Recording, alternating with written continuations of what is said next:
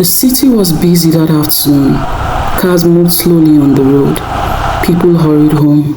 But inside a small office, one man sat alone. Kofi. His eyes were tired. His heart was heavy. He whispered softly, "God, I prayed. I prayed every day. Why didn't you help me?" This is a story of a man who prayed for strength but walked into temptation. Kofi was not a bad man. He loved his wife. He loved his daughter. He worked hard for his family. But at his office, there was a woman. She was kind to him. She laughed with him. She listened to his problems. Every day at lunch, she said, "Let's eat together." Every day, he said, "Yes." And every day, he prayed, "God, please help me not to cheat." But every day, he still went. One afternoon, lunch became a walk. The walk became deep conversation. The conversation became hotel room. Afterwards, the room felt empty. Kofi felt ashamed, but instead of blaming himself, he blamed God.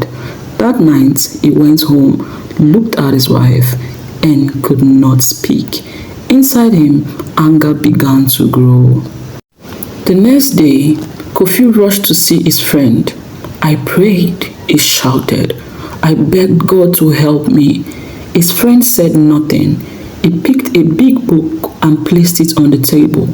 Slowly, he pushed it. "God, help this book not to fall," he said. He pushed it again. "God, please don't let it fall." He pushed harder.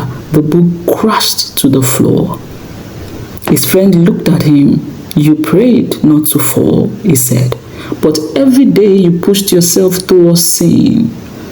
Kofi had no answer. That Sunday after church, Amma sat quietly on a bench. Kojo stopped beside her. "Kofi is in trouble," Amma said softly. Kojo nodded. "Some people pray to be strong," he said, "but they walk into temptation every day." Amma sighed.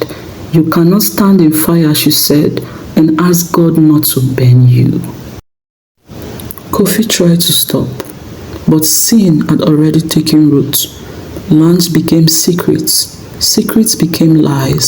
Lies became a double life. His prayer grew shorter. His heart grew colder. Then one night, everything broke.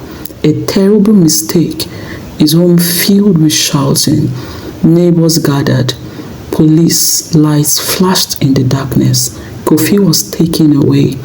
In one night, he lost his freedom, his family, and his respect. And this time, he could not blame God. The prison cell was cold and quiet.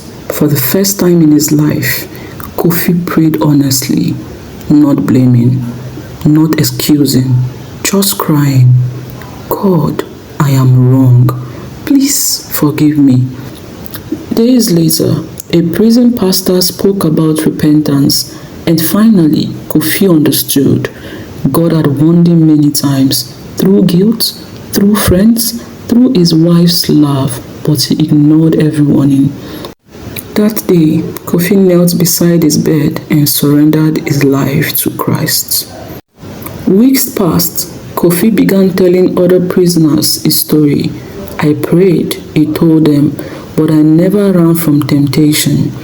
Back at the church courtyard, Amma and Kojo watched the sunset. "God forgives," Amma said softly, "but choices still have results." Kojo nodded. "That is why we must not only pray," he said, "we must also obey." Prayers opens the door, but obedience keeps us safe.